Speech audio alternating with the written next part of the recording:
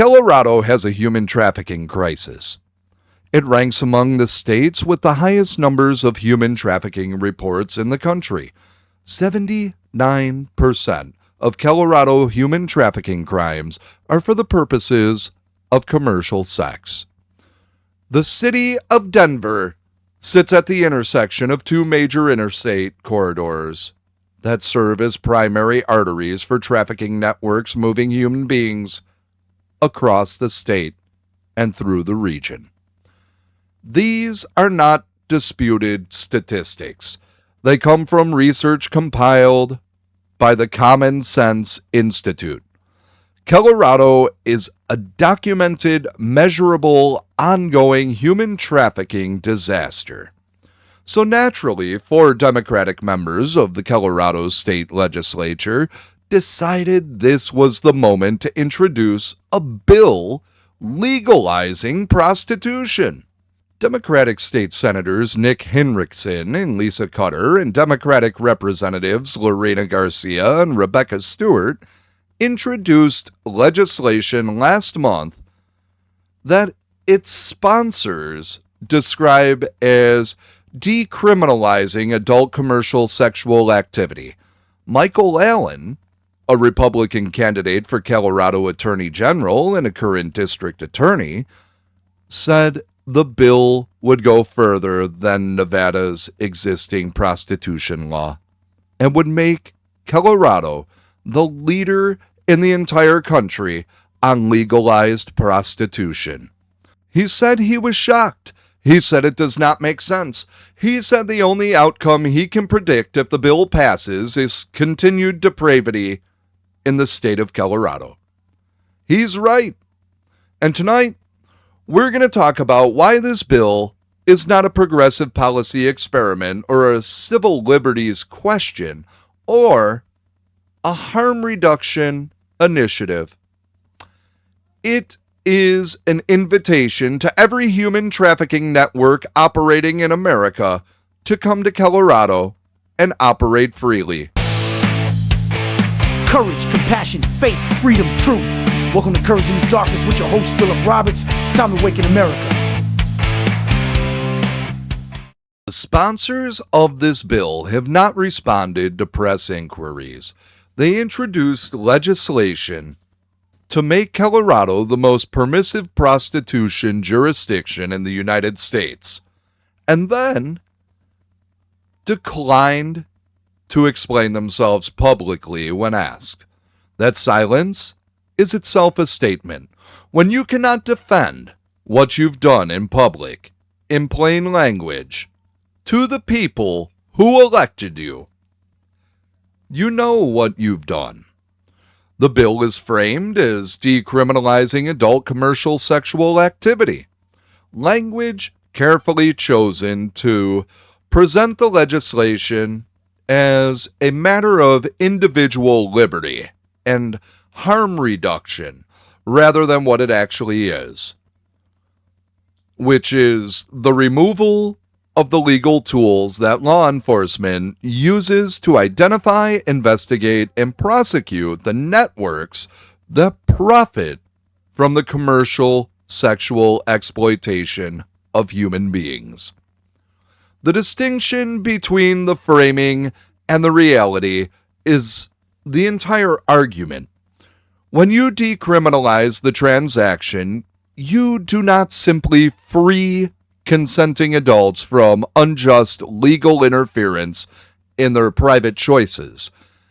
You remove the legal basis on which prosecutors build cases against the traffickers, the pimps, the networks, and the organizations that are profiting from commercial sex, many of whom are operating with victims who are not consenting, who are there because of force, fraud, or coercion, and who cannot identify themselves as victims to law enforcement because the legal framework that would protect them has been dissolved.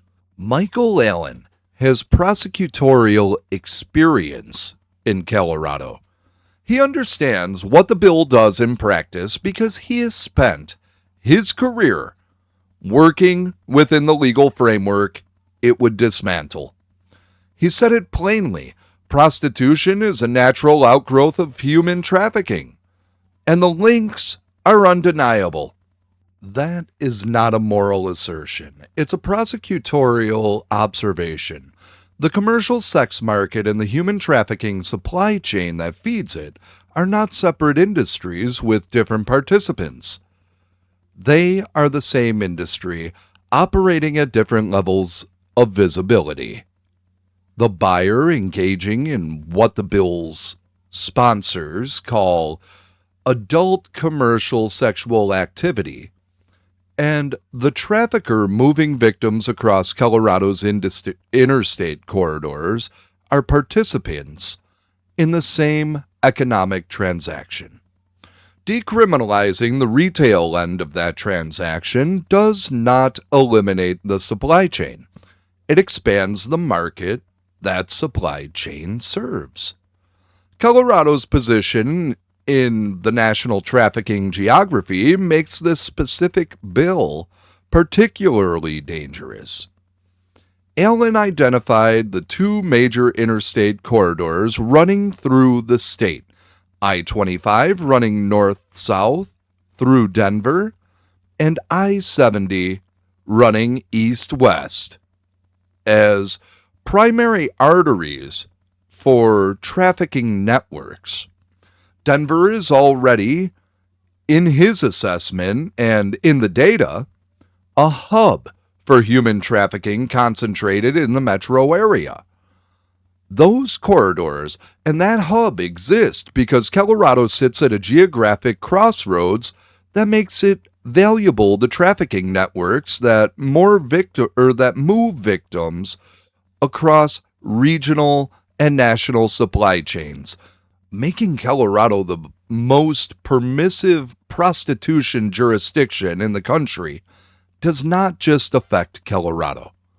It makes Colorado the destination of choice for trafficking networks operating across the entire western United States, drawing victims and demand into a state that has just removed the primary legal deterrence against commercial sexual exploitation. The argument for legalizing prostitution rests on several claims that have been tested in jurisdictions that have implemented it. The evidence does not support those claims, and the Colorado Democrats who introduced this bill are either unaware of that evidence or have chosen to ignore it. The legalization hypothesis argues that bringing commercial sex into a regulated legal framework will reduce trafficking by separating consensual adult sex work from coerced exploitation, improving health and safety conditions for people who choose to engage in commercial sex, and allowing law enforcement to focus resources on genuine exploitation rather than consensual transactions. It sounds coherent in theory. In practice, it has not worked anywhere it's been tried. Germany legalized prostitution in 2002. The result was not a contained, regulated industry of consenting adult workers separated from trafficking networks. The result was a massive expansion of the commercial sex market that drew trafficking networks from across Europe and beyond. Overwhelmed the regulatory framework designed to distinguish legal from illegal activity, and it produced a documented increase in trafficking victims entering Germany specifically because the legal market created a demand that the regulated supply could not meet. German law enforcement and academic researchers spent years documenting the failure before the country began rolling back elements of the legalization framework. The Netherlands, which has operated a legal prostitution sector in Amsterdam and other cities for decades, has similarly documented that legalization did not reduce trafficking and that, in some respects, expanded the trafficking supply chain by increasing overall demand for commercial sex. The Dutch government conducted its own reviews and implemented significant restrictions on the legal red light district, specifically because of documented evidence that the legal framework was being exploited by trafficking networks. The research that specifically examines the correlation between legalization and trafficking volumes finds a consistent pattern. Jurisdictions with legal prostitution have larger reported human trafficking inflows than jurisdictions where prostitution is criminalized. The mechanism is straightforward. Legalization expands the commercial sex market. Increased market size increases demand. Trafficking networks respond to increased demand by expanding supply. And the increased volume of both legal and illegal activity overwhelms the regulatory capacity to distinguish between the two. The people who bear the cost of that overwhelmed regulatory capacity are not the consenting adults the bill's sponsors invoke when they describe decriminalizing adult commercial sexual activity. They are the victims who entered the supply chain through force, fraud, or coercion, and who cannot identify themselves as such in an environment where the industry has been legitimized. Allen said the bill will not solve any issue happening on the ground in Colorado. It will not help with the state's budget deficit. It will not help with crime. The only outcome he predicts is continued depravity. The research on legalization in other jurisdictions supports that prediction, and it goes further. It does not just fail to solve the problem. It makes the problem worse by expanding the market that trafficking networks serve. The language of this bill, decriminalizing adult commercial sexual activity, performs a specific rhetorical function. It centers the frame on adults making choices and removes from the frame entirely the population that bears the greatest cost of the commercial sex industry. The people who are not adults making choices, who are not there voluntarily, who cannot leave, and who will be harder to identify and rescue if the legal framework that currently gives law enforcement tools to find them is dissolved. The National Human Trafficking Hotline data and research cited in the Common Sense Institute study that documents Colorado's trafficking crisis are not primarily about adults who choose commercial sex work. They are about victims. People who entered the commercial sex supply chain through recruitment under false pretenses, through debt bondage, through force applied by traffickers who understand that the commercial sex market pays well and that the legal risk of trafficking is the primary constraint on their operation. Remove the legal risk. Expand the market. The constraint disappears and the supply expands to meet the demand. The victim in a trafficking operation is not a free agent who could simply walk out when the law changes to protect her. She is controlled through debt, through violence, through the seizure of her documents, through psychological manipulation that has convinced her she has no alternative and no one who will help her. The legal framework that criminalizes prostitution is one of the primary investigative tools law enforcement uses to reach her, to make contact, to offer resources. to build the case against the person controlling her that gives her a pathway out. When that framework is removed, the contact point disappears. The investigative tool is gone. The trafficker's legal risk is reduced, and the victim remains exactly where she was. Now, in a legal environment that makes her situation harder to identify and the person exploiting her harder to prosecute. This is why Allen said the links between prostitution and human trafficking are undeniable. It's not a moral argument about the nature of commercial sex. It's a prosecutorial argument about the supply chain that feeds the commercial sex market and the legal architecture that currently allows prosecutors to disrupt that supply chain. The 4 Democratic legislators who introduced this bill are proposing to dismantle that architecture in a state that is already documenting record highs in human trafficking victims and ranking among the worst in the country for trafficking reports.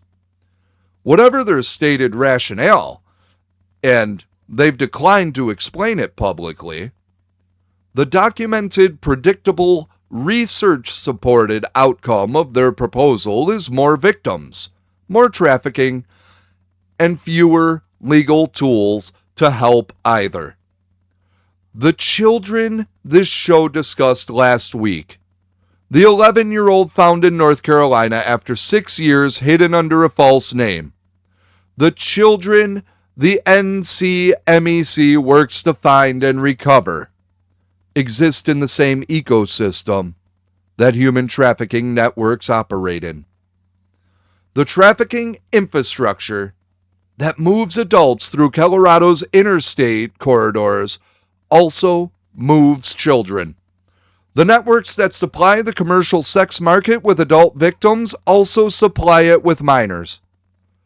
The legal framework that Colorado Democrats want to dismantle is the same framework that law enforcement uses to investigate and prosecute the people who traffic children. These are not separate policy areas with separate victim populations. They are the same industry, the same networks, the same legal tools, and the same victims. Some of them adults who have entered the supply chain as children and have never found a way out. Michael Allen said that after 10 years of devastatingly bad criminal justice reform, Colorado voters are ready for a Republican Attorney General. He is running to be the first one elected in more than a decade. The prostitution legalization bill, he said, demonstrates how the Democratic Party is not doing the right things on the behalf of the people of Colorado. He is correct.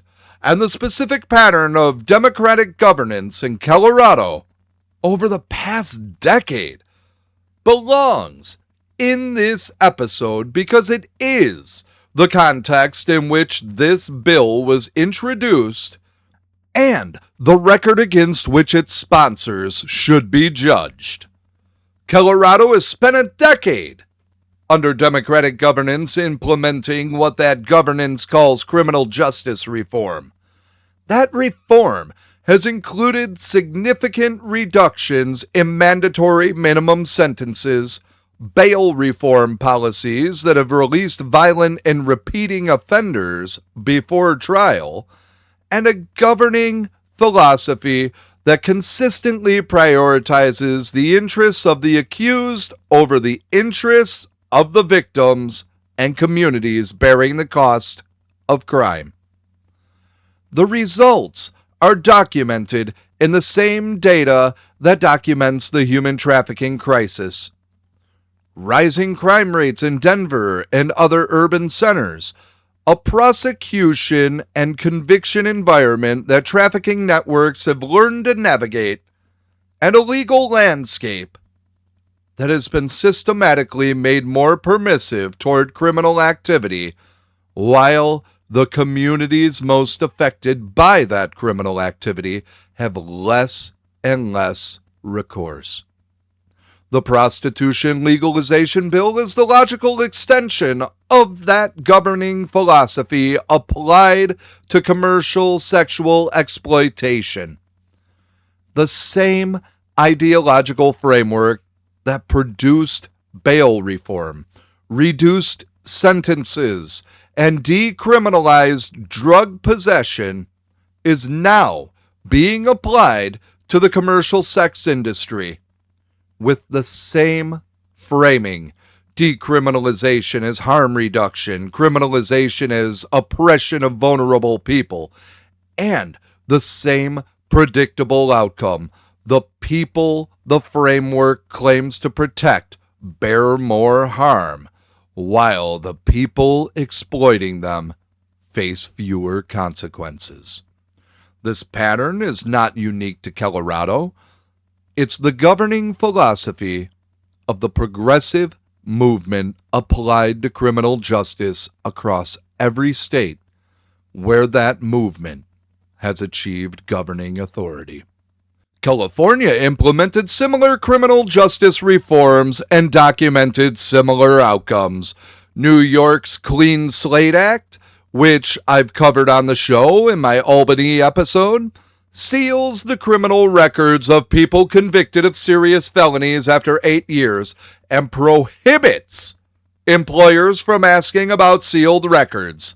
The same ideological thread runs through all of it. The criminal justice system is an instrument of oppression. Criminalization causes harm rather than preventing it, and the solution to every crime problem is to decriminalize rather than to enforce. The victims of human trafficking in Colorado have not been consulted about whether they find that framework helpful. The women and men and children who have passed through Denver's trafficking network on their way across the country's interstate corridors did not vote on the criminal justice reform agenda that has made their exploitation easier and their rescue harder. They are the people the Democratic Party in Colorado claims to represent. Vulnerable people, marginalized people, people without power. And they are the people whose situation gets worse with every step the Democratic criminal justice reform agenda takes. That is not an accident of implementation. It's the predictable outcome of an ideology that has decided that the legal tools designed to protect vulnerable people from exploitation are themselves the problem. Allen said the bill demonstrates the Democrats are not doing the right things on the behalf of the people of Colorado. He is running to change that.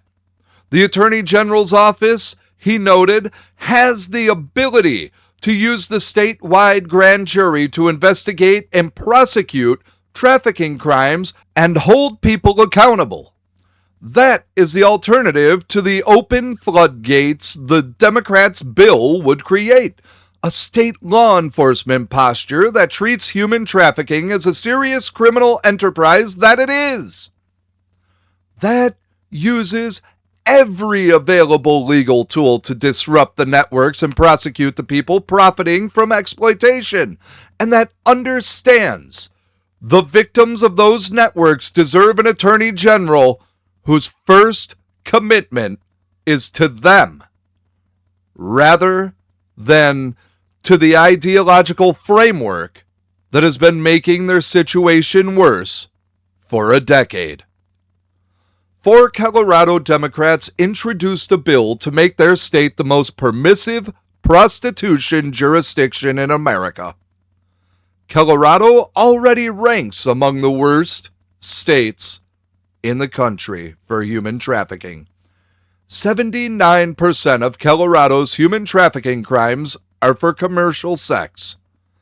Denver is a documented hub for trafficking networks using the state's major interstate corridors. The bill's sponsors have not responded to press inquiries. The bill has stalled for now, but it was introduced, it was serious, and it tells you exactly where the Colorado Democratic Party's governing priorities are. The research on prostitution legalization in other jurisdictions is clear. Legalization expands the commercial sex market. Expansion increases demand. Increased demand draws trafficking networks to meet that demand. And the victims who cannot self-identify in a legalized environment are harder to find and harder to rescue. The people the bill's framing invokes, adults making free choices, are not the people who bear the cost of that outcome. The people who would bear the costs are the victims already in the supply chain who will be harder to reach when the legal tools designed to find them are gone. Michael Allen said it plainly. The links between prostitution and human trafficking are undeniable. He is a prosecutor. He has seen those links in the case files and the grand jury proceedings and the victim interviews that produced his career. He is running to be Attorney General of a state that needs one who will use the office's full power against the networks exploiting its most vulnerable people, rather than passing bills that open the door wider for those networks to operate. Pray for the victims in those networks right now. Pray for the law enforcement personnel trying to find them. Pray for the prosecutors trying to build cases that get them out.